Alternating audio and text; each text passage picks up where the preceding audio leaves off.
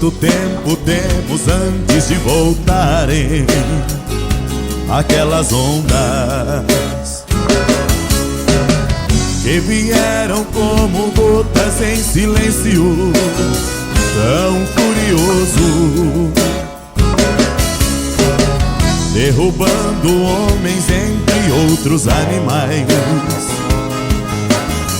devastando a sede desses matagais,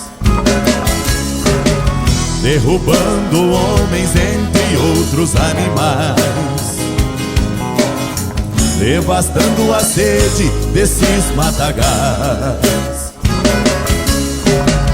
devorando árvores, pensamentos, seguindo a linha do que foi escrito pelo mesmo lábio tão furioso. E se teu amigo vento não te procurar, é porque multidões ele foi arrastar. E se teu amigo vento não te procurar, é porque multidões ele foi arrastar.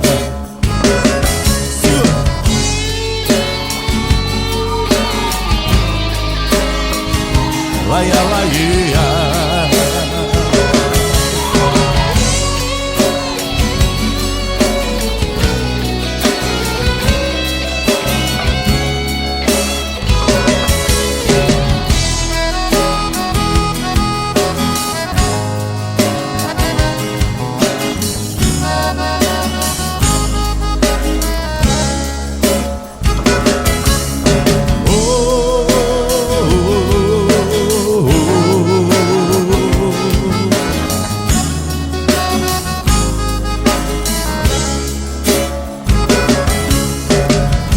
Devorando árvores, pensamentos, seguindo a linha do que foi escrito pelo mesmo lábio tão furioso.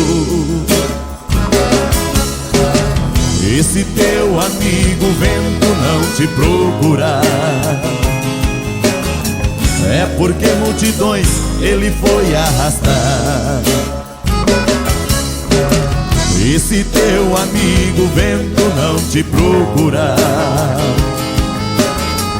é porque multidões ele foi arrastar. E se teu amigo vento